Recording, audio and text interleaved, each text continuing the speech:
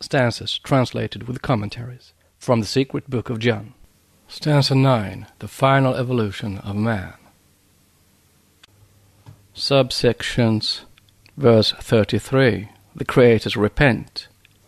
34. They atone for their neglect. 35. Men become endowed with minds.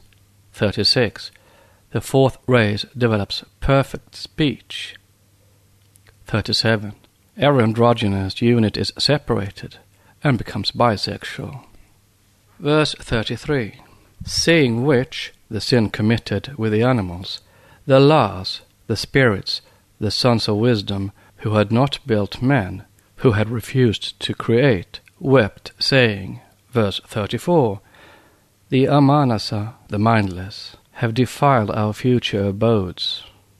This is karma. Let us dwell in the others. Let us teach them better, lest worse should happen. They did. Verse 35. Then all became endowed with manas, minds. They saw the sin of the mindless. But they had already separated before the ray of divine reason had enlightened the dark region of their hitherto slumbering minds, and had sinned. That is to say, they had committed evil unconsciously by producing an effect which was unnatural. Yet, like the other six primitive brother or fellow races, even so this seventh, henceforth degenerated race, which will have to bide its time for its final development on account of the sin committed, even this race will find itself on the last day on one of the seven paths. For the wise guard the home of nature's order. They assume excellent forms in secret. Notes. This verse in the Veda, chapter 10, verse 5-6, the seven wise ones, rays of wisdom, dhyanis, fashion seven paths, or lines, as also races in another sense. To one of these may the distressed mortal come, which is interpreted solely from the astronomical and cosmic aspect, is one of the most pregnant in occult meaning. The paths mean here lines, maryada, but they are primarily beams of light falling on the paths leading to wisdom. See Rig Veda 4, 5-13. It means ways or paths. They are, in short, the seven rays which fall free from the macrocosmic center, the seven principles in the metaphysical, the seven races in the physical sense. All depends upon the key used. See also Rig Veda chapter 10, verse 10, 5 and 2. End of notes. But we must see whether the quote animals unquote tampered with were of the same kind as those known to zoology. Verse 34 begins, the a-brahmins, the mindless, have defiled our future abodes. The quote fall unquote occurred according to the testimony of ancient wisdom and the old records as soon as Daksha, the reincarnated creator of men and things in the early third race, disappeared to make room for that portion of mankind which had separated. This is how the commentary explains the details that preceded the fall. Quote, in the initial period of man's fourth evolution, the human kingdom branched off in several and various directions. The outward shape of its first specimens was not uniform, for the vehicles, the egg-like external shells in which the future fully physical man gestated, were often tampered with before they hardened by huge animals of species now unknown, and which belonged to the tentative efforts of nature. The result was that intermediate races of monsters, half animals, half men, were produced. But as they were failures, they were not allowed to breathe long and live, though the intrinsically paramount power of psychic over physical nature being yet very weak and hardly established, the egg-born sons had taken several of their females unto themselves as mates, and bred other human monsters. Later, animal species and human races becoming gradually equilibrized, they separated and mated no longer. Man created no more, he begot. But he also begot animals as well as men in days of old. Therefore the sages, or wise men, who speaks of males who had no more will-begotten offspring, but begat various animals along with danavas, giants, on females of other species, animals being as, or in a manner of, sons putative to them, and they, the human males, refusing in time to be regarded as putative fathers of dumb creatures, spoke truthfully and wisely. Upon seeing this state of things, the kings and lords of the last races, of the third and the fourth races, placed the seal of prohibition upon the sinful intercourse. It interfered with karma. It developed new karma. They, the divine kings, struck the culprits with sterility. They destroyed the red and blue races. Notes. It is next to impossible to translate verbally some of these old commentaries. We are often obliged to give the meaning only, and thus retranslate the verbatim translations. Rudra, as a Kumara, is Lila Lohita, red and blue. End of notes.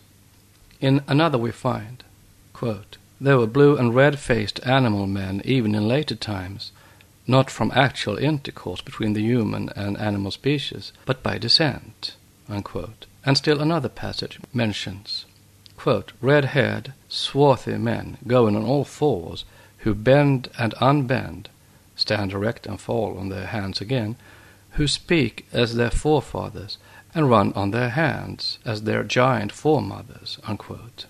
Perchance in these specimens Hegelians might recognize not the Homo primigenius, but some of the lower tribes, such as some tribes of the Australian savages.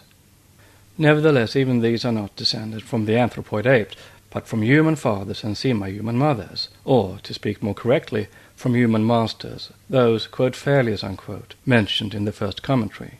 The real anthropoids, Platyrrhini, came far later in the closing times of Atlantis. The orangutan, the gorilla, the chimpanzee, and cynocephalus are the latest and purely physical evolutions from lower anthropoid mammalians. They have a spark of the purely human essence in them. Man, on the other hand, has not one drop of pythoid blood in his veins. Thus saith old wisdom and universal tradition. Note. This regardless of modern materialistic evolution, which speculates in this wise, quote, the primitive human form whence, as we think, all human species sprang, has perished this long time, unquote. This we deny. It has only decreased in size and changed in texture. Further, quote, but many facts point to the conclusion that it was hairy and dolichocephalic, unquote. African races are even now dolichocephalic in great measure, but the Paleolithic Neanderthal skull, the oldest we know of, is of a large size and no nearer to the capacity of the gorilla's cranium than that of any other now living man. Quote, let us for the time being call this hypothetical species Homo primigenius. This first species, or the ape-man, the ancestor of all the others, probably arose in the tropical regions of the old world from anthropoid apes, unquote. Asked for proofs, the evolutionist, not the least daunted, replies, quote, to these no fossil remains are as yet known to us, but they were probably akin to the gorilla and orang of the present day, unquote. And then the Papua Negro is mentioned as a probable descendant in the first line. Pedigree of Man, page 80. Haeckel held fast to Lemuria, which, with East Africa and South Asia also, he mentions as the possible cradle of the primitive ape-man, and so do many geologists.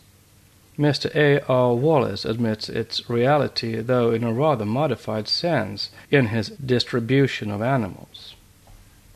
But let not evolutionists speak so lightly of the comparative size of the brains of man and the ape, for this is very unscientific, especially when they pretend to see no difference between the two, or very little at any rate.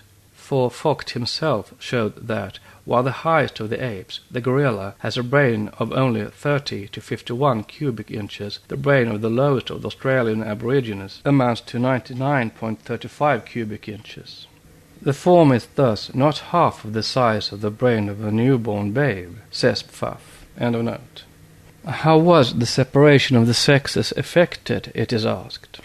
Are we to believe in the old Jewish fable of the rib of Adam yielding Eve? Even such belief is more logical and reasonable than the descent of man from the quadrumana without any reservation, as the former hides an esoteric truth under a fabulous version, while the latter conceals no deeper fact than a desire to force upon mankind a materialistic fiction. The rib is bone, and when we read in Genesis that Eve was made out of a rib, it only means that the race with bones was produced out of a previous race and races, which were boneless. This is an esoteric tenet spread far and wide, as it is almost universal under its various forms. A Tahitian tradition states that man was created out of a rare, red earth. Tarua, the creative power, the chief god, put man to sleep for long years, for several lives, which means racial periods, and is a reference to his mental sleep, as shown elsewhere. During that time, the deity pulled an Evi, bone, out of a man, and she became a woman. Note: Polynesian Researchers, Ellis, Volume 2, page 38. Missionaries seem to have pronounced upon this name Evi, and made of it Eve. But as shown by Professor Max Müller, Eve is not the Hebrew name, but an European transformation of Kavai, life, or mother of all living, while the Tahitian Evi and the Maori Weva meant bone, and bone only. See false analogies. End of note. Nevertheless, whatever the allegory may mean, even its exoteric meaning necessitates a divine builder of man, a progenitor. Do we then believe in such, quote, supernatural, unquote, beings? We say no. Occultism has never believed in anything, whether animate or inanimate, outside nature, nor are we cosmolators or polytheists for believing in heavenly man and divine men, for we have the accumulated testimony of the ages, with its unvarying evidence on every essential point to support us in this, the wisdom of the ancients and universal tradition. We reject, however, every groundless and baseless tradition which, having outgrown strict allegory and symbolism, has found acceptance in exoteric creeds. But that which is preserved in unanimous traditions, only the willfully blind could reject. Hence we believe in races of beings other than our own in far remote geological periods, in races of ethereal following incorporeal arupa men, with form but no solid substance, giants who preceded us pygmies, in dynasties of divine beings, those kings and instructors of the third race in arts and sciences, compared with which our little modern science stands less chance than elementary arithmetic with geometry. No, certainly not. We do not believe in the supernatural, but only in the superhuman, or rather interhuman intelligences. One may easily appreciate the feeling of reluctance that an educated person would have to being classed with the superstitious and ignorant, and even realize the great truth uttered by Renan when he says that the supernatural has become like the original sin, a blemish that everyone seems ashamed of, even those most religious persons who refuse in our day to accept even a minimum of Bible miracles in all their crudeness, and who, seeking to reduce them to the minimum, hide and conceal it in the furthermost corners of the past. Note: Chair de Bru au Collège de France, page 20. End of note. But the supernatural of Renan belongs to dogma and its dead letter. It has naught to do with its spirit, nor with the reality of facts in nature.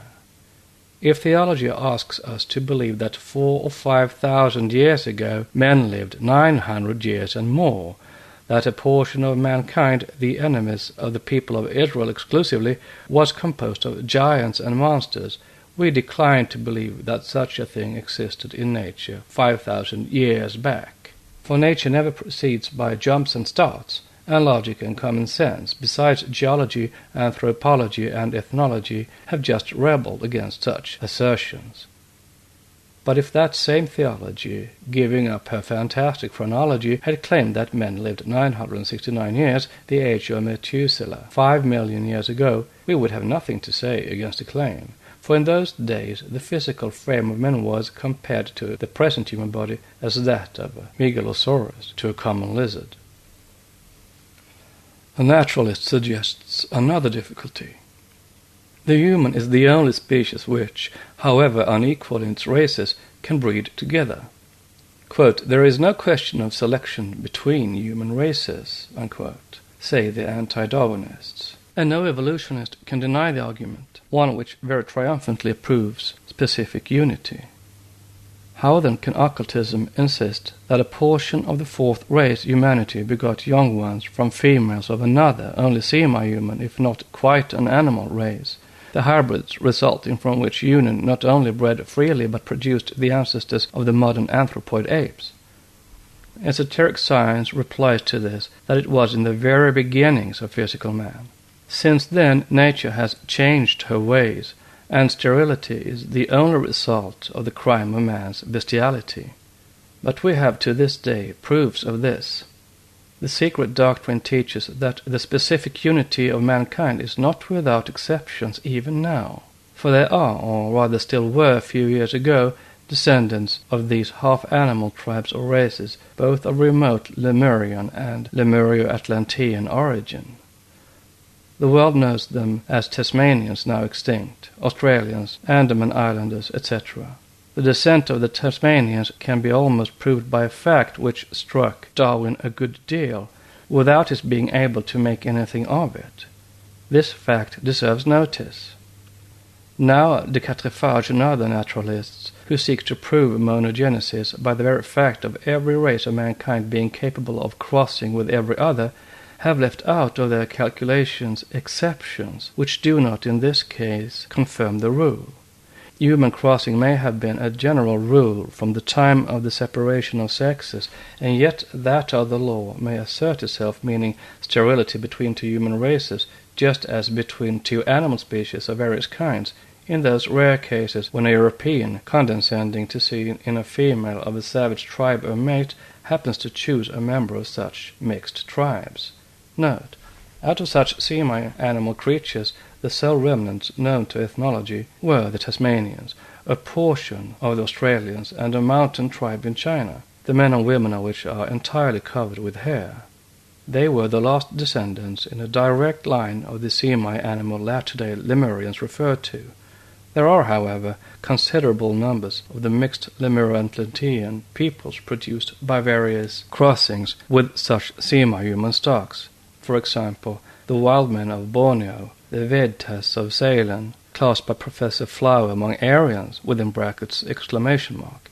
Most of the remaining Australians, Bushmen, Negritos, Andaman Islanders, etc. The Australians of the Gulf of St. Vincent and the neighborhood of Adelaide are very hairy, and the brown down on the skin of boys of 5 or 6 years of age assumes a furry appearance. They are, however, degraded men, not the closest approximation to the Pithecoid man, as Haeckel so sweepingly affirms. Only a portion of these men are Lemurian relic. Compare Esoteric Buddhism, page 55. End of note. Darwin notes such a case in a Tasmanian tribe whose women were suddenly struck with sterility en masse, some time after the arrival among them of the European colonists. The great naturalist tried to explain this fact by change of diet, food, conditions, etc., but finally gave up the solution of the mystery. For the occultist it is a very evident one. Crossing, as it is called, of Europeans with Tasmanian women, that is, the representatives of a race whose progenitors were a soulless and mindless monster and a real human, though still as mindless a man, brought on sterility. Note, in calling the animal soulless, it is not depriving the beast from the humblest to the highest species of a soul, but only of a conscious, surviving ego soul, that is, that principle which survives after a man and reincarnates in a like man. The animal has no astral body that survives the physical form for a short period, but its animal monad does not reincarnate in the same, but in a higher species, and has no devakan, of course. It has the seeds of all the human principles in itself, but they are latent. End of note. This not alone as a consequence of a physiological law, but also as a decree of karmic evolution in the question of further survival of the abnormal race. In no one point of the above is science prepared to believe as yet, but it will have to in the long run. Esoteric philosophy, let us remember, only fills the gaps made by science and corrects her false premises. Yet in this particular, geology and even botany and zoology support the esoteric teachings. It has been suggested by many geologists that the Australian native coexisting as it does with an archaic fauna and flora must date back to an enormous antiquity. The whole environment of this mysterious race, about whose origin ethnology is silent, is a testimony to the truth of the esoteric position. It is a very curious fact, says Jukes, in Manual of Geology, page 302, that not only these marsupial animals, the mammals found in the Oxfordshire Stonefield slates, but several of the shells, as for instance the Trigonias and even some of the plants found fossil in the Oolitic rocks, much more nearly resemble those now living in Australia than the living forms of any other part of the globe.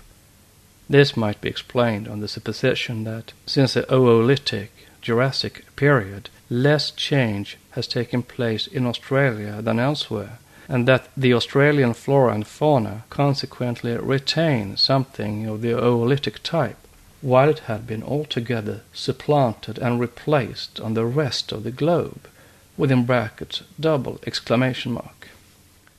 Now has less change taken place in Australia than elsewhere? Where is the raison d'être for such a, quote, curse of retardation, unquote? It is simply because the nature of the environment develops pari passu with the race concerned. Correspondencies rule in every quarter. The survivors of those later Lemurians who escaped the destruction of their fellows when the main continent was submerged became the ancestors of a portion of the present native tribes. Being a very low sub-race begotten originally of animals of monsters whose very fossils are now resting miles under the sea floors, their stock has since existed in an environment strongly subjected to the law of retardation. Australia is one of the oldest lands now above the waters, and in the senile decrepitude of old age, its virgin soil notwithstanding, it can produce no new forms unless helped by new and fresh races and artificial cultivation and breeding. To return, however, once more to the history of the third race, the sweat-born, the egg-bearing, and the androgyne, almost sexless in its early beginnings, it became bisexual or androgynous, very gradually, of course. The passage from the former to the latter transformation required numberless generations, during which the simple cell that issued from the earliest parent, the two-in-one, first developed into a bisexual being, and then the cell, becoming a regular egg, gave forth a unisexual creature. The third race, mankind, is the most mysterious of all the hitherto developed five races. The mystery of the how of the generation of the distinct sexes must, of course, be very obscure here, as it is the business of an embryologist and a specialist, the present work giving only faint outlines of the process. But it is evident that the units of the third race humanity began to separate in their prenatal shells or eggs, and to issue out of them as distinct male and female babes, age after the appearance of its early progenitors. Note: the, quote, fables and myths, unquote, about Leda and Jupiter and such like could never have sprung up in people's fancy had not the allegory rested on a fact in nature. Evolution, gradually transforming man into a mammal, did in his case only what it did in that of other animals. But this does not prevent man from having always stood at the head of the animal world and other organic species, and from having preceded the former. End of note. And as time rolled on its geological periods, the newly born subraces began to lose their natal capacities. Toward the end of the fourth subrace, the babe lost its faculty of walking as soon as liberated from its shell, and by the end of the fifth, mankind was born under the same conditions and by the same identical process as our historical generations. This required, of course, millions of years. The reader has been made acquainted with the approximate figures, at least of the exoteric calculations, in stanza 2. We are approaching the turning point of the evolution of the races. Let us see what occult philosophy says on the origin of language. Verse 36. The fourth race developed speech. The commentaries explain that the first race, the ethereal or astral sons of yoga, also called self-born, was in our sense speechless, as it was devoid of mind on our plane. The second race had a sound language, to wit, chant-like sounds composed of vowels alone. The third race developed in the beginning a kind of language which was only a slight improvement on the various sounds in nature, on the cry of gigantic insects, and of the first animals which, however, were hardly nascent in the day of the sweat-born, the early third race. In its second half, when the sweat-born gave birth to the egg-born, the middle third race, and when these, instead of hatching out, may the reader pardon the rather ridiculous expression when applied to human beings in our age, as androgynous beings, begin to evolve and separate males and females, and when the same law of evolution led them to reproduce their kind sexually, an act which forced the creative gods, compelled by karmic law, to incarnate in mindless men, then only was speech developed. But even then it was still no better than a tentative effort. The whole human race was at that time of one language and of one lip. This did not prevent the last two sub-races of the third race from building cities and sowing far and wide the first seeds of civilization under the guidance of their divine instructors and their own already awakened minds. Note: to avoid confusion, let the reader remember that the term root race applies to one of the 7 great races, sub-race to one of its great branches, and family race to one of the subdivisions, which include nations and large tribes. A note: in the section on the divine dynasties, the nature of these instructors is explained. End of note. Let the reader also bear in mind that, as each of the 7 races is divided into 4 ages, the Golden, Silver, Bronze, and Iron Age, so is every smallest division of such races. Note: read the section attached to the divisions into yugas. End of note. Speech then developed according to occult teaching in the following order. 1. Monosyllabic speech. That of the first approximately fully developed human beings at the close of the third root race, the golden-colored, yellow-complexioned men, after their separation into sexes and the full awakening of their minds. Before that, they communicated through what would now be called thought transference, though with the exception of the race called the Sons of Will and Yoga, the first in whom the Sons of Wisdom had incarnated, thought was but very little developed in nascent physical man, and never soared above a low terrestrial level. Their physical bodies belonging to the earth, their monads remained on a high plane altogether. Language could not be well developed before the full acquisition and development of their reasoning faculties. This monosyllabic speech was the vowel parent, so to speak, of the monosyllabic languages mixed with hard consonants, still in use amongst the yellow races which are known to the anthropologists.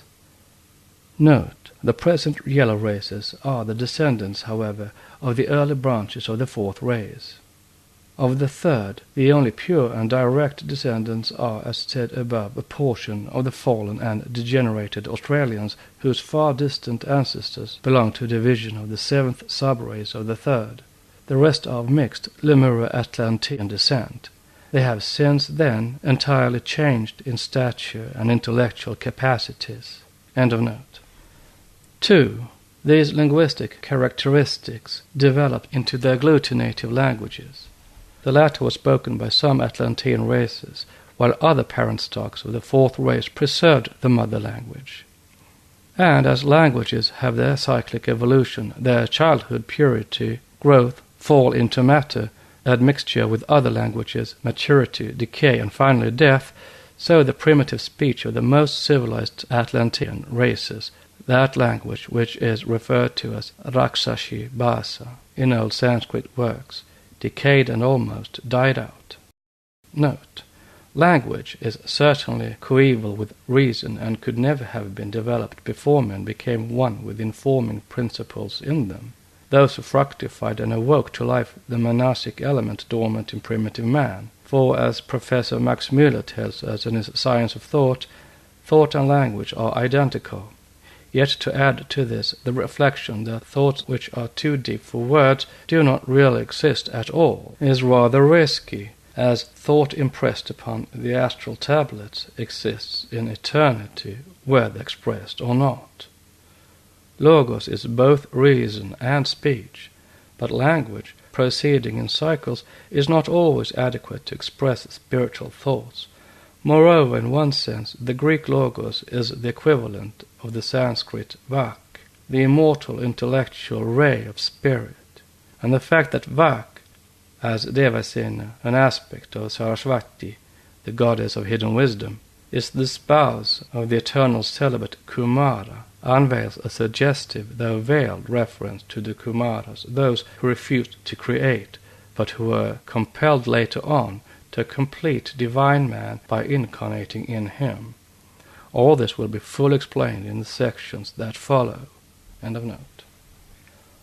While the, quote, cream, unquote, of the fourth race gravitated more and more toward the apex of physical and intellectual evolution, thus leaving as an heirloom to the nascent fifth, the Aryan race, the inflectational, highly developed languages, the agglutinative decayed and remained as a fragmentary fossil idiom, scattered now and nearly limited to the aboriginal tribes of America. 3. The inflectational speech, the root of the Sanskrit, very erroneously called the elder sister of the Greek instead of its mother, was the first language, now the mystery tongue of the initiates of the fifth race. At any rate, the Semitic languages are the bastard descendants of the first phonetic corruptions of the eldest children of the early Sanskrit. The occult doctrine admits of no such divisions as the Aryan and the Semite, accepting even the Turanian with ample reservations. The Semites, especially the Arabs, are later Aryans, degenerate in spirituality and perfected in materiality. To these belong all the Jews and the Arabs. The former are a tribe descended from the Chandalas of India, the outcasts, many of them ex-brahmins, who sought refuge in Chaldea, in Scinde, and Arya, Iran, and were truly born from their father a-brahmin, no Brahmin, some 8,000 years before Christ. The latter, the Arabs, are the descendants of those Aryans who would not go into India at the time of the dispersion of nations, some of whom remained on the borderlands thereof in Afghanistan and Kabul and along the Oxus, while others penetrated into and invaded Arabia. Note: Ptolemy, speaking in his 9th table of the Kabulite, Kabul tribes, calls them Aristophili, the aristocratic or noble tribes. The Afghans call themselves Ben Israel, children of Israel, from Issa, woman and also earth, sons of Mother Earth. But if you call an Afghan Yahudi, Jew, he will kill you. The subject is fully treated elsewhere. The names of the supposed 12 tribes and the names of the real tribes, the same in number, of the Afghans, are the same, the Afghans being far older, at any rate their Arabic stock, than the Israelites. No one need be surprised to find such tribal names among them as Yusufzik, sons of Joseph, Impunjakur and Bonere, the Zablistani, Zebulon, Ben Manasseh, sons of Manasseh, among the Kodia Tatars, Isaguri or Isakar, now Asnagur in Afghanistan, etc., etc. The whole 12 names of the so-called 12 tribes are names of the signs of the zodiac, as is now well proven. At any rate, the names of the oldest Arabic tribes, retransliterated, yield the names of the zodiacal signs and of the mythical sons of Jacob likewise. Where are the traces of the Jewish 12 tribes? Nowhere. But there is a trace, and a good one, that the Jews have tried to deceive people with the help of those names. For, see what happens ages after the 10 tribes had wholly disappeared from Babylon. Ptolemy Philadelphus, desiring to have the Hebrew law translated for him into Greek, the famous Septuagint, wrote to the high priest of the Jews, Eleazar, to send him 6 men from each of the 12 tribes, and the 72 representatives, of whom 60 were ghosts, apparently, came to the king in Egypt and translated the law amid miracles and wonders. See Butler's Ora Biblicae, Josephus and Philo Judaeus. End of note. But this was when Africa had already been raised as a continent. We have meanwhile to follow as closely as limited space will permit the gradual evolution of the now truly human species.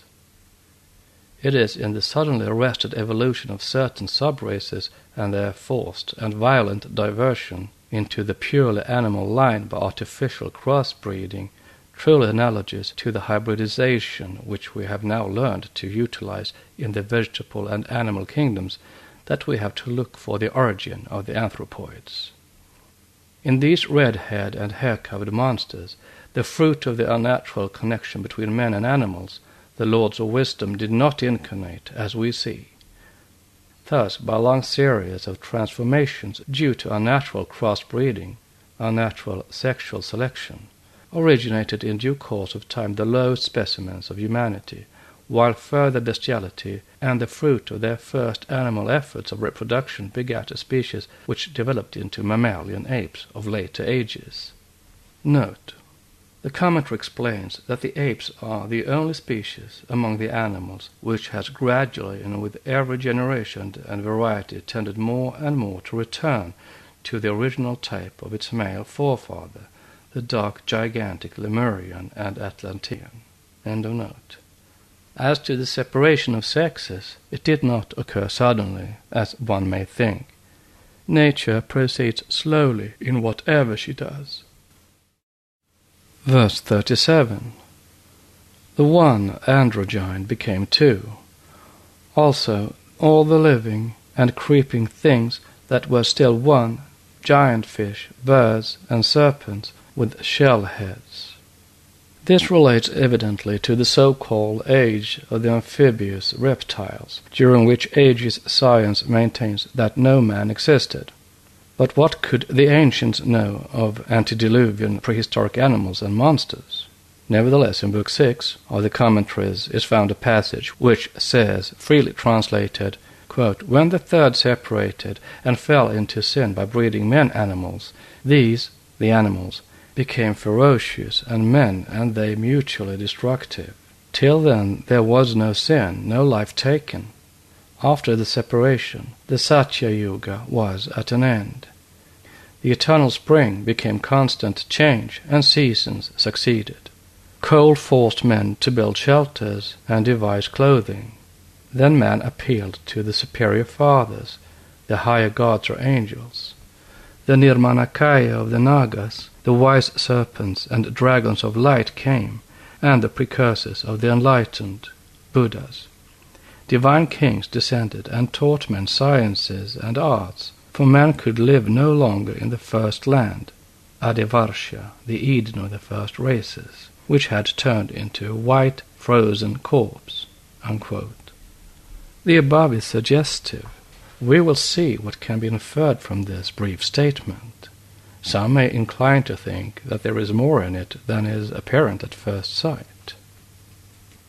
Next will be on Edens, serpents, and dragons. Stanza 9 continued.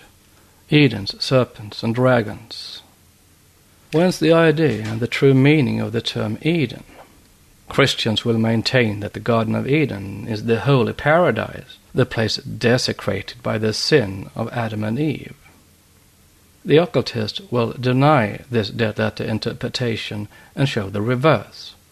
One need not believe and see in the Bible divine revelation in order to say that this ancient book, if read esoterically, is based upon the same universal traditions. What Eden was is partially shown in Isis Unveiled, in Volume 1, pages 573, etc. It was said that the Garden of Eden as a locality is no myth at all. It belongs to those landmarks of history which occasionally disclose to the student that the Bible is not all mere allegory. Eden, or the Hebrew Gan Eden, meaning the park or the Garden of Eden, is an archaic name of the country watered by the Euphrates and its many branches from Asia and Armenia to the Erythraean Sea. A Wilder says that Gan-Dunias is a name of Babylonia. In the Chaldean Book of Numbers, the location is designated in numerals, and in the cipher Rosicrucian manuscript left by Count Saint-Germain, it is fully described. In the Assyrian tablets, it is rendered Gan-Dunias. Behold, says the Elohim of Genesis, the man is become as one of us.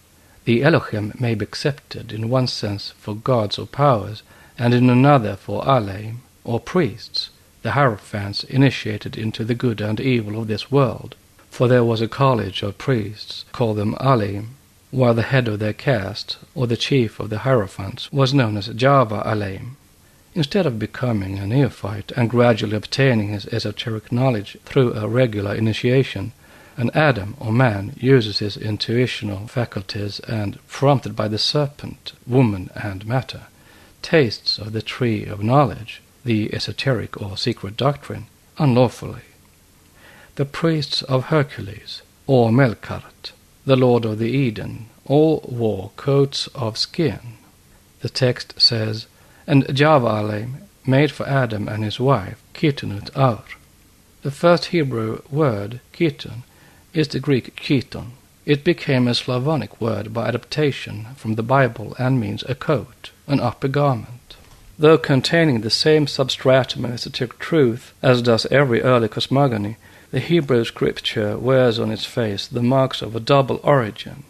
Its genesis is purely a reminiscence of the Babylonian captivity. The names of places, men, and even objects can be traced from the original text to the Chaldeans and the Akkadians, the progenitors from Aryan structures of the former. It is strongly contested that the Akkad tribes of Chaldea, Babylonia, and Assyria were in any way cognate with the Brahmins of Hindustan. But there are more proofs in favor of this option than otherwise. The Shemite or Assyrian ought perchance to have been called the Turanian, and the Mongolians have been denominated Scythes. But if the Akkadians ever existed otherwise than in the imagination of some ethnologists and philologists, they certainly would never have been a Turanian tribe, as some Assyriologists have striven to make us believe. They were simply immigrants on their way to Asia Minor from India, the cradle of humanity, and the sacerdotal adepts tarried to civilize and initiate a barbarian people. Halevi proved the fallacy of the Turanian mania in regard to Akkadian people, and other scientists have proved that the Babylonian civilization was neither born nor developed in that country. It was imported from India, and the importers were Brahminical Hindus." Unquote. And now, 10 years after this was written, we find ourselves corroborated by Professor Sayce, who says in his first Hebrew lecture that the culture of the Babylonian city Eridu was a foreign importation. It came from India. Quote, "Much of the theology was borrowed by the Semites from the non-Semitic Akkadians or Proto-Chaldeans, whom they supplanted, and whose local cults they had neither the will nor the power to uproot. Indeed, throughout a long course of ages, the two races, Semites and Akkadians, lived side by side, their notions and worship of the gods blending insensibly together." Unquote. Here the Akkadians are called non-Semitic, as we had insisted they were in Isis, which is another corroboration. And we are no less right in always maintaining that the Jewish biblical history was a compilation of historical facts arranged from other people's history in Jewish garb, Genesis excluded, which is esotericism pure and simple.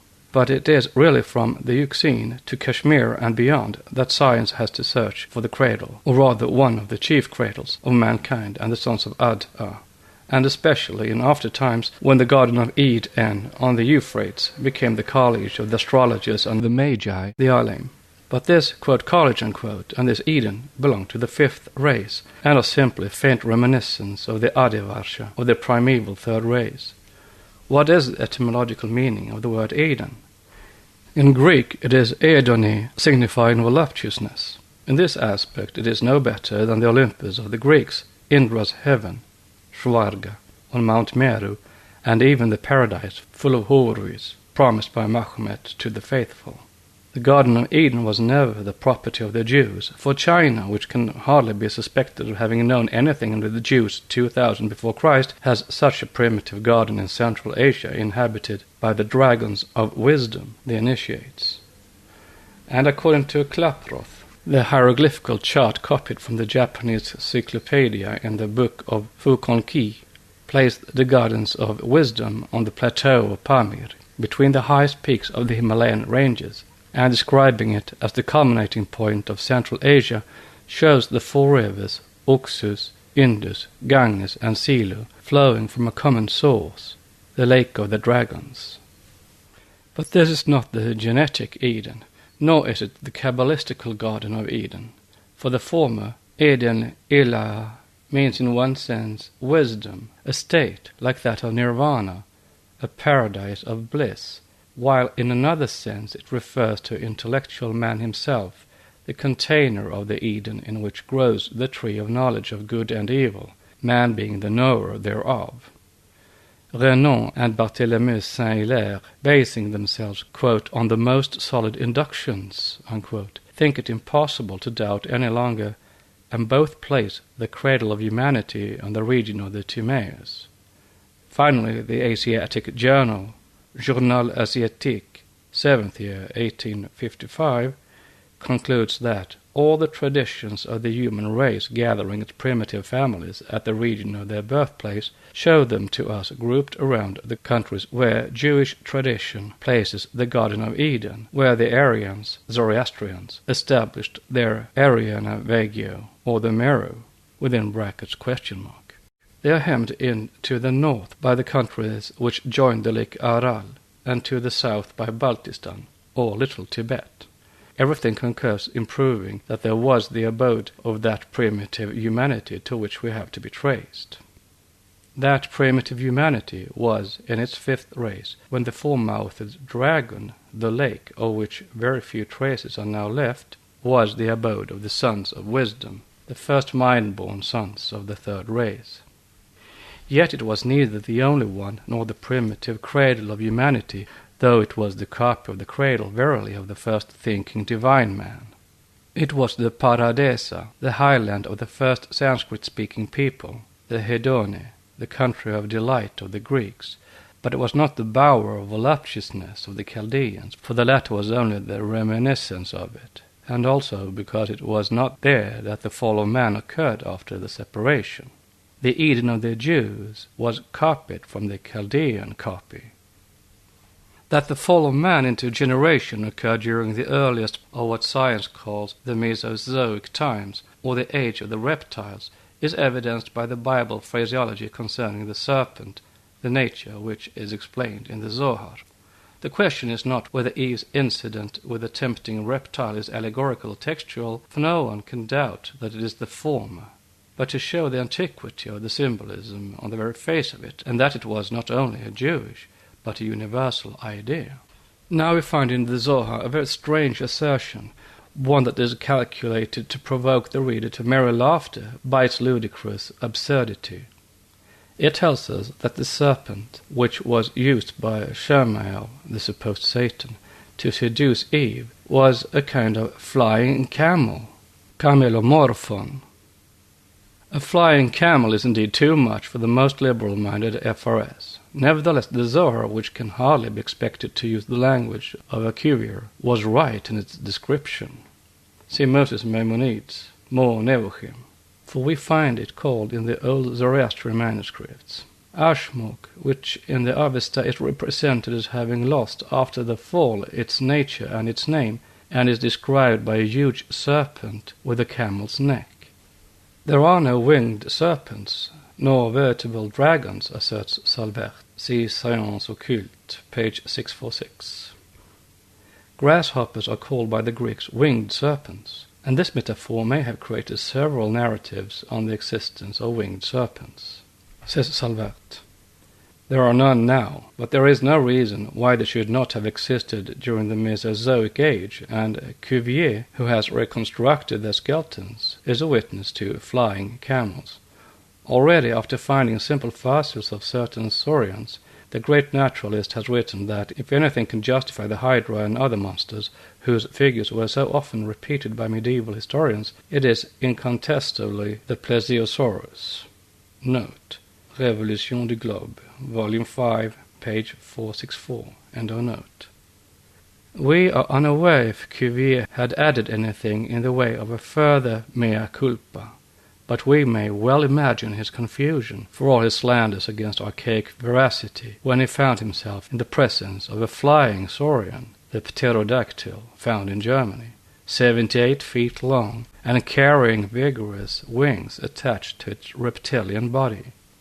That fossil is described as a reptile, the little fingers of whose hands are so elongated as to bear a long membranous wing.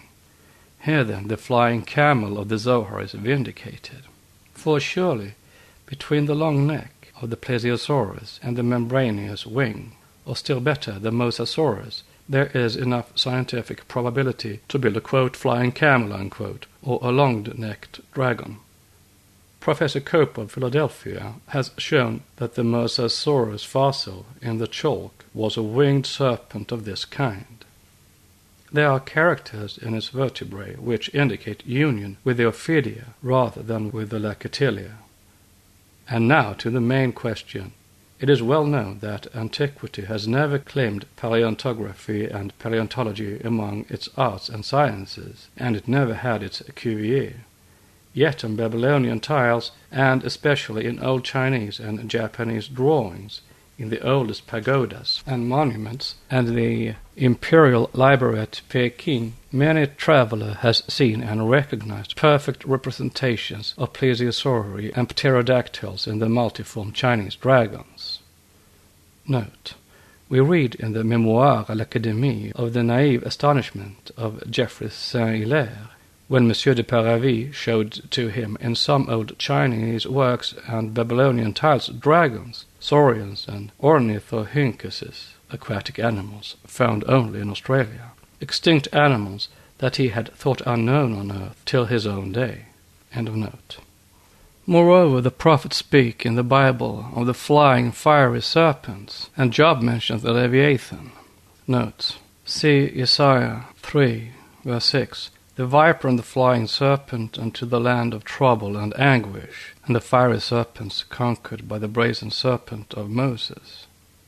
The fossils reconstructed by science, which we know ought to be sufficient warrant for the possibility of even a Leviathan, let alone Isaiah's flying serpents, or Saraf Meophep, which words are translated into the Hebrew dictionaries as Saraf, enflamed or fiery venom, and Meophep, flying.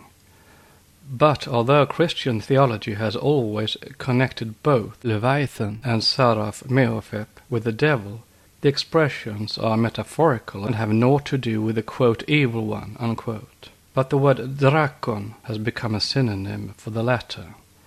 In Bretagne, the word druk now signifies devil, whence, as we are told by Cambry in Monument Celtique, page 299, the devil's tomb in England, Draghedanum sepulchrum.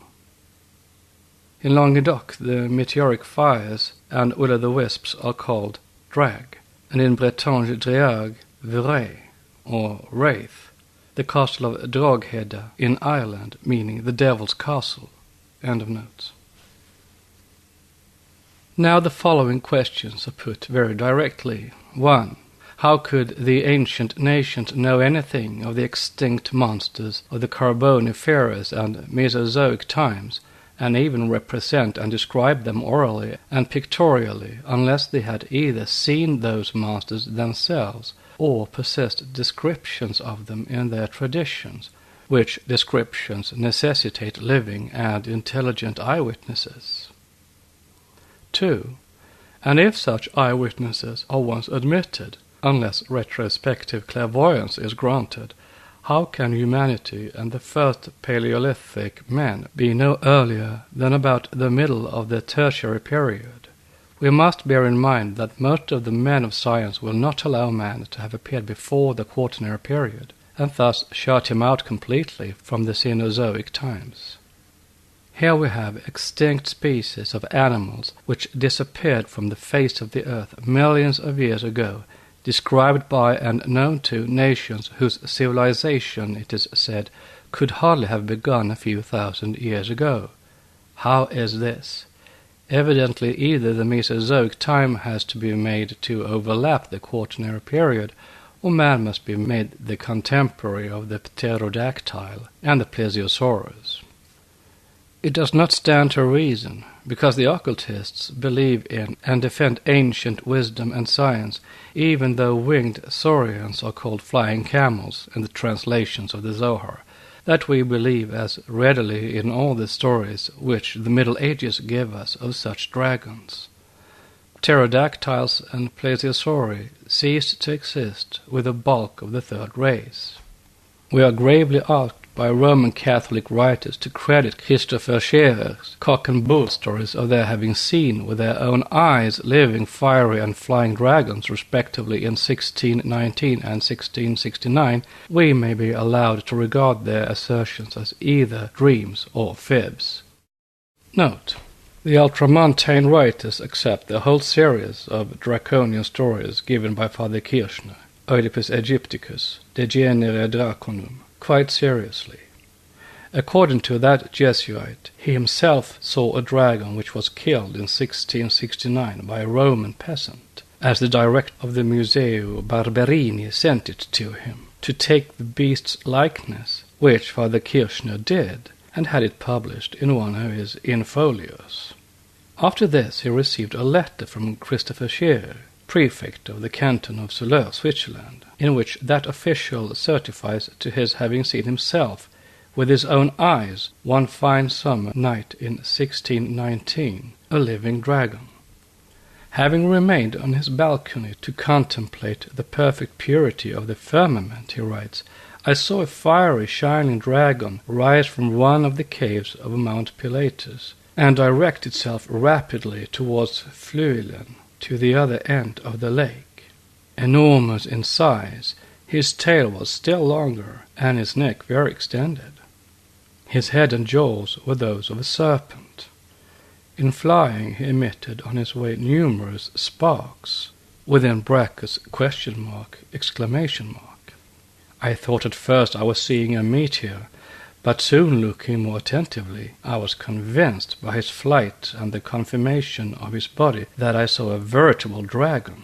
I am happy to be thus able to enlighten your reverence on the very real existence of those animals. In dreams, the writer ought to have added, of long past ages. End of note. Nor shall we regard otherwise than as a poetical license that other story told of Petrarch, who, while following one day his Laura in the woods and passing near a cave, is credited with having found a dragon, whom he forthwith stabbed with his dagger and killed, thus preventing the monster from devouring the lady of his heart. Note: as a convincing proof of the reality of the fact, a Roman Catholic refers the reader to the picture of that incident painted by Simon de Sienne, a friend of the poet, on the portal of the church Notre-Dame-du-Dom at Avignon, notwithstanding prohibition of the sovereign pontiff, who would not allow this triumph of love to be enthroned in the holy place, and adds, time has injured and rubbed out the work of art, but it has not weakened its tradition. The Mirveis dragon devils of our era seem to have no luck, as they disappear most mysteriously from the museums where they are said to have been seen. Thus the dragon embalmed by Ulysses Aldobranda and presented to the Musée du Sénat, either in Naples or Bologna, was there still in 1700, but is there no more. See Volume 2, page 427, Pneumatologie. End of note.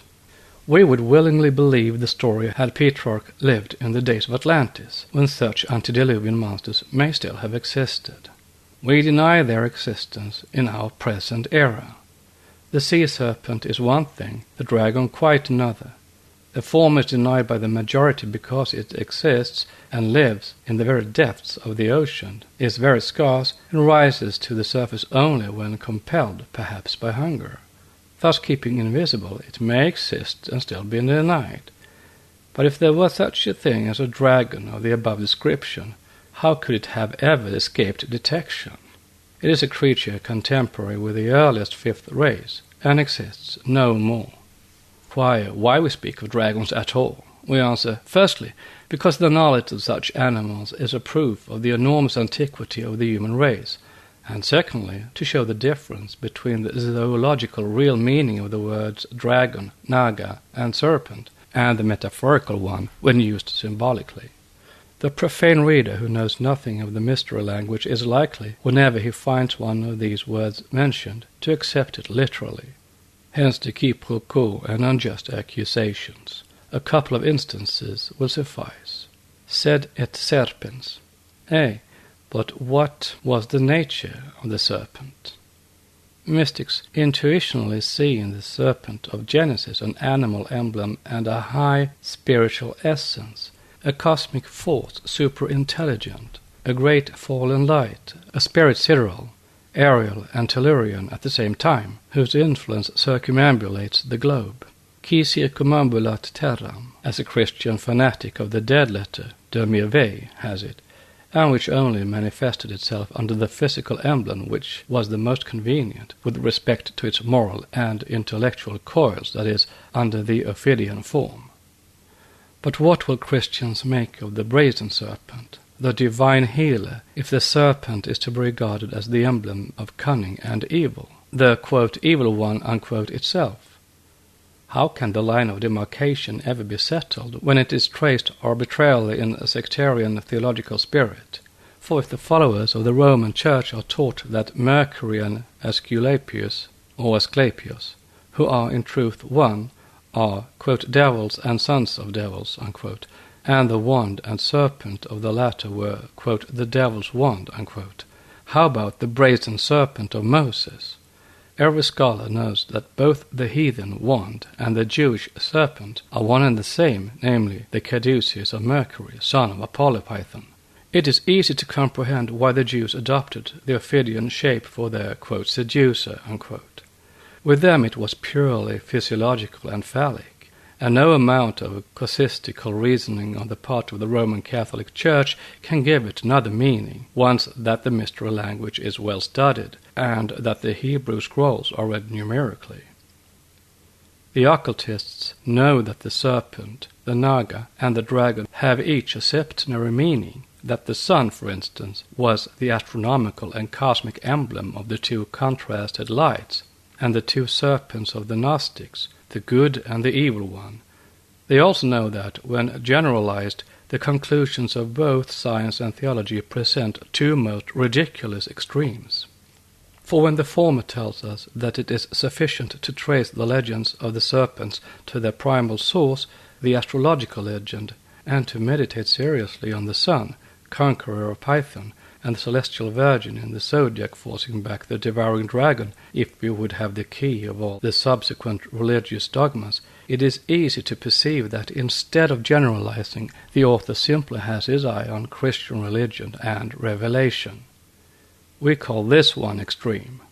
The other we see in this, when, repeating the famous decision of the Council of Trent, theology seeks to convince the masses that from the fall of man until the hour of his baptism the devil has full power over him and possesses him by right. Diabolum dominationem et protestatem super homines abere et jure cos possidere. To this occult philosophy answers, prove first the existence of the devil as an entity, and then we may believe in such congenital possession.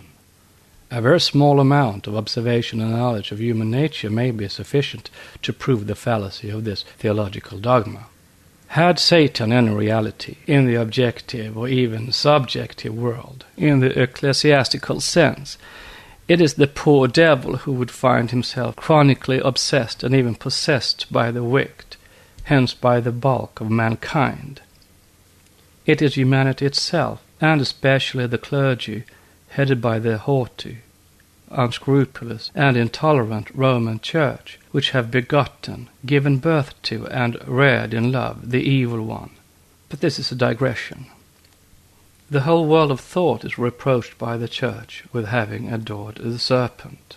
The whole of humanity incensed and at the same time stoned it.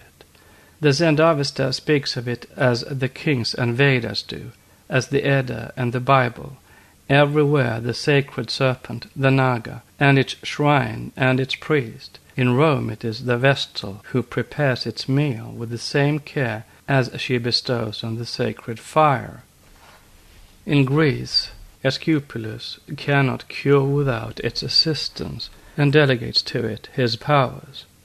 Every one has heard of the famous Roman embassy sent by the Senate to the god of medicine, and its return with the not less famous serpent, which proceeded from its own will and by itself toward its master's temple on one of the islands of the Tiber.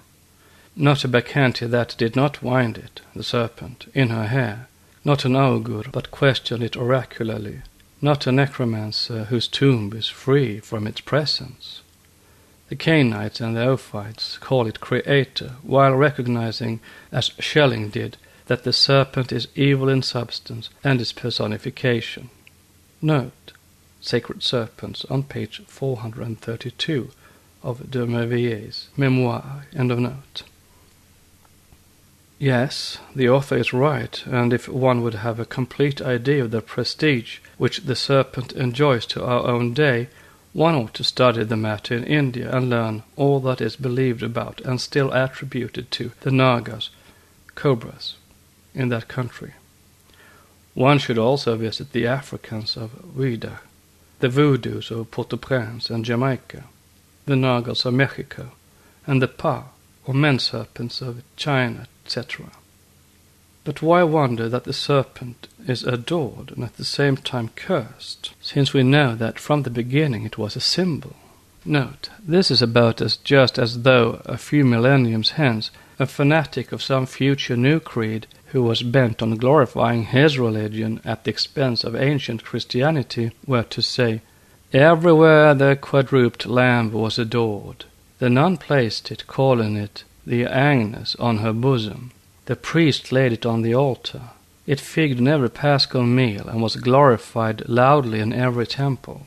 And yet the Christians dreaded it and hated it, for they slew and devoured it. Heathens, at any rate, do not eat their sacred symbols. We know no serpent reptile eaters except in Christian civilized countries, where they begin with frogs and eels and must end with real snakes, as they have begun with lamb and ended with horse flesh." End of note. In every ancient language, the word dragon signified what it now does in Chinese, lang, that is, the being who excels in intelligence, and in Greek, drakon, or he who sees and watches. And is it to the animal of that name that any of these epithets can apply? It is not evident, or ever superstition and oblivion of the primitive meaning may have led savages now, that the said qualifications were intended to apply to the human originals, who were symbolized by serpents and dragons. These, quote, originals, unquote, called to this day in China the dragons of wisdom, were the first disciples of the Dhyanis, who were their instructors, in short, the primitive adepts of the third race, and later of the fourth and fifth races. The name became universal, and no sane man before the Christian era would ever have confounded the man and the symbol. The symbol of Knupfis, or the soul of the world, writes Champollion, is among others that of an enormous serpent standing on human legs. This reptile, the emblem of the good genius, is a veritable agathodemon. It is often represented bearded. That sacred animal, identical with the serpent of the Ophites, is found engraved on numerous Gnostic or Basilidean stones. The serpent has various heads, but is constantly inscribed with the letters Knupfis. Note Pantheon 3.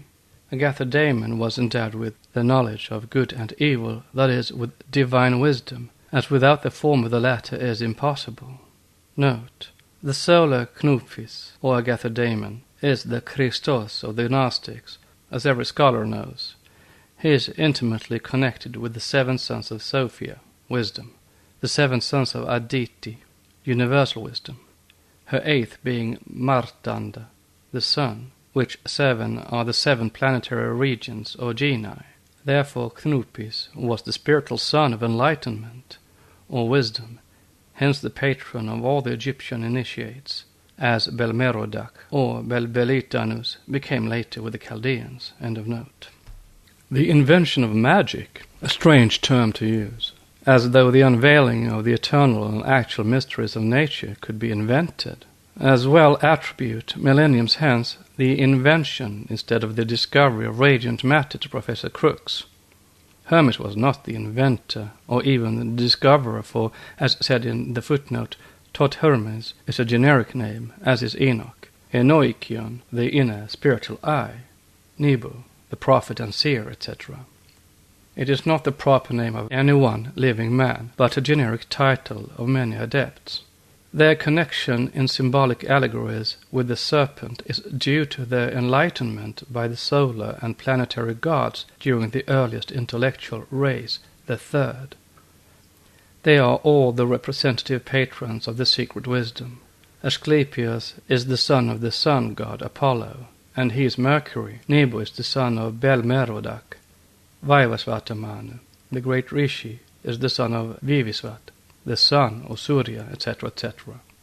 And while astronomically the Nagas, along with the Rishis, the Gandharvas, Apsarasas, Brahmanis, or Yakshas, minor gods, Yatudanas and Devas, are the sun's attendants throughout the 12 solar months in theogony and also in anthropological evolution. They are gods and men when incarnated in the netherworld. Let the reader be reminded in this connection of the fact that Apollonius met in Kashmir Buddhist Nagas, which are neither serpent zoologically nor yet the Nagas ethnologically, but wise men. The Bible, from Genesis to Revelations, is but a series of historical records of the great struggle between white and black magic, between the adepts of the right path, the prophets, and those of the left, the Levites, the clergy of the brutal masses. Even the students of occultism, though some of them have more archaic manuscripts and direct teaching to rely upon, find it difficult to draw a line of demarcation between the sodales of the right path and those of the left. The great schism that arose between the sons of the fourth race as soon as the first temples and halls of initiation had been erected under the guidance of the sons of God is allegorized in the sons of Jacob. That there were 2 schools of magic, and that the Orthodox Levites did not belong to the Holy One, is shown in the words pronounced by the dying Jacob. And here it may be well to quote a few sentences from Isis Unveiled. The dying Jacob thus describes his sons. Dan, he says, shall be a serpent by the way, an adder in the path, that biteth the horse heels, so that his rider shall fall backwards, that is, he will teach candidates black magic. I have waited for thy salvation, O Lord. Of Simeon and Levi the patriarch remarks that they are breathen. Instruments of cruelty are in their habitations. O my soul, come not thou into their secret, unto their assembly. Note, see Genesis chapter 49.